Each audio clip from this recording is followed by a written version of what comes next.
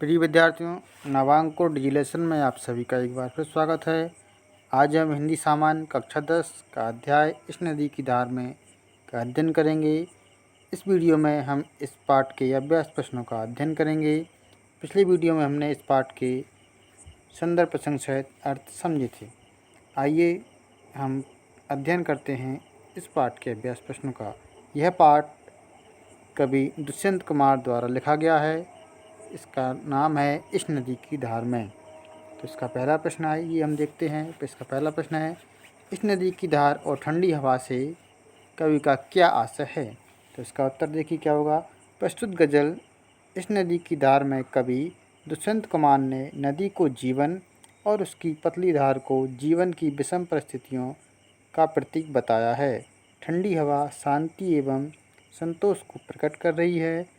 आशय यह है कि हमारे जीवन में विषम परिस्थितियों के साथ साथ शांति एवं आशा की भावना भी विद्यमान है। तो ये हमारे पहले प्रश्न का आंसर हो जाएगा। अब हमारा अगला प्रश्न है, कवि को दुख में भी आशा की किरण कहाँ कहाँ दिखाई दे रही है। तो इसका उत्तर देखिए। कवि दुष्यंत कुमार के अनुसार मानव जीवन कष्टों से घिरा है। इस दुखी जीवन में कई आशाएं हैं। शांति देने वाली नदी की ठंडी हवा, लहरों से टकराने का साहस रखने वाली जर्जर नाव, तेल से भीगी हुई बाती, अंधेरे के बाद प्रातः के आने में कवि को आशा की किरण दिखाई दे रही है। तो ये वो सारी परिस्थितियाँ हैं जहाँ कवि को मानव जीवन में आशा की किरण दिखाई दे रही है। तो ये हमारे दूसरे प्रश्न का आंसर भी पूरा हुआ। अब देखिए हमारा अगला प्रश्न। अगला तीसरा प्रश्न है हमारा, एक चिंगारी कहीं से ढूंढ लाओ दोस्तों। कवि ने इस पंक्ति में कौन सा भाव व्यक्त किया है। हमें इस पंक्ति का भाव सौंदर्य स्पष्ट करना है। देखिए इसका उत्तर, इस पंक्ति में कवि ने उन व्यक्तियों के कल्याण की आशा व्यक्त की है जो जीवन की यातनाओं के बीच रहते हुए भी आगे बढ़ने के लिए उत्सुक हैं। उन्हें अभावों और विषम परिस्थितियों में जीना पड़ रहा है। उन्हें बस थोड़ी सी प्रेरणा और सहारे की आवश्यकता है। यदि उन्हें किसी तरह सहयोग या आगे बढ़ने का अवसर मिल जाए तो उनका जीवन सुखद हो जाएगा। ठीक है, तो ये हमारे तीसरे प्रश्न का आंसर पूरा हुआ। अब देखिए हमारा अगला प्रश्न। अगला हमारा दीर्घ उत्तरीय प्रश्न है, दुख नहीं, दुख को सहने वाली आकाश सी छाती तो है। इस पंक्ति का भाव सौंदर्य, इसका हमें भावार्थ लिखना है। देखिए इसका भावार्थ क्या होगा। उक्त पंक्ति से कवि दुष्यंत कुमार जी का आशय यह है कि जीवन में लगातार प्रयास करने पर भी यदि कोई विशेष उपलब्धि प्राप्त ना हुई हो, हमारा हर प्रयास असफल रहा हो, फिर भी हमें दुखी नहीं होना चाहिए, क्योंकि इन असफलताओं से हमें अनुभव प्राप्त होते हैं जिनसे हमारे अंदर धैर्य धारण करने की शक्ति आ जाती है और हमारा हृदय आकाश के समान विशाल होकर किसी भी प्रकार की परिस्थिति का सामना करने के लिए तैयार हो जाता है। देखिए इस पंक्ति का भाव यही है कि यदि हमने जीवन में बहुत मेहनत की हो, बहुत सारे प्रयास किए हों, परंतु हमारे सारे प्रयास विफल हो गए हों, हमें कहीं सफलता प्राप्त नहीं हो रही हो, फिर भी हमें दुखी नहीं होना चाहिए, हमें निराश नहीं होना चाहिए, बल्कि हमें आगे बढ़ने का प्रयास करना चाहिए। क्योंकि हर जो असफलता हमें प्राप्त होती हैं वो हमें कुछ ना कुछ सिखाकर जाती हैं। उनसे हमारे जीवन में हमें अनुभव प्राप्त होते हैं और उन अनुभवों के आधार पर, उन अनुभवों का उपयोग करते हुए हम जीवन के बड़े से बड़े संकट का सामना बड़े ही आसानी से कर सकते हैं। इसलिए हमें उन संकटों को धैर्य के साथ उनका सामना करना चाहिए। इससे हमारा जो हृदय होता है वह आकाश के समान विशाल हो जाता है। जिस प्रकार आकाश विशाल होता है उसी प्रकार हमारा हृदय भी बड़ा हो जाता है और वह सभी प्रकार के संकटों को, सभी प्रकार की विषम परिस्थितियों को सहन करने लायक बन जाता है और हम उनका सामना आसानी से कर लेते हैं। तो यहाँ कवि का इस पंक्ति से यही आशा था कि हमें अपनी असफलताओं से दुखी ना होकर दुखी नहीं होना चाहिए और हमें आगे बढ़ने का प्रयास लगातार करते रहना चाहिए। ठीक है, तो ये हमारे पहले प्रश्न का आंसर पूरा हुआ।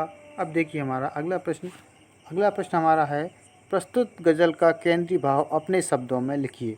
हमें इस गज़ल का, संपूर्ण गज़ल का केंद्रीय भाव संक्षिप्त रूप में अपने शब्दों में हमें लिखना है। तो आइए लिखते हैं इसका आंसर। प्रस्तुत गज़ल इस नदी की धार में कवि दुष्यंत कुमार जी ने जीवन की विषम परिस्थितियों की चर्चा की है। कवि के अनुसार हमें विषम परिस्थितियों में हतोत्साहित न होकर सकारात्मक सोच रखते हुए आगे बढ़ना चाहिए। हम अपनी आंतरिक शक्तियों के बल पर सफलता की ओर अग्रसर हो सकते हैं। प्रतिकूलता में भी जीवन में आशा होनी चाहिए। नदी की पतली धार, जर्जर नाव, तेल से भीगी बाती के लिए चिंगारी में उन्हें आशा की किरण दिखाई देती है। इस प्रकार प्रस्तुत गज़ल में विभिन्न प्रतीकों के माध्यम से उत्साह एवं विश्वास की शक्ति अभिव्यक्त हुई है। तो ये हमारे दूसरे प्रश्न का आंसर पूरा हुआ। इसमें हमने गज़ल के केंद्रीय भाव को संक्षिप्त रूप में लिखा है। ठीक है, तो ये हमारा दूसरा प्रश्न भी पूरा हुआ। अब देखते हैं हमारा तीसरा प्रश्न। तीसरा प्रश्न है, मनुष्य की पीड़ा गूंगी होकर भी गाने में समर्थ है, इसका आशय स्पष्ट कीजिए। तो देखिए इस पंक्ति का आशय क्या है। कवि कहते हैं कि आम आदमी अपने जीवन में अनेक प्रकार के दुखों से दुखी रहता है, किंतु अपने दुख दर्द को किसी से कहता नहीं है। मनुष्य अपनी पीड़ा खुलकर अभिव्यक्त नहीं करता, किंतु उसकी पीड़ा का भाव किसी न किसी रूप में प्रकट हो जाता है।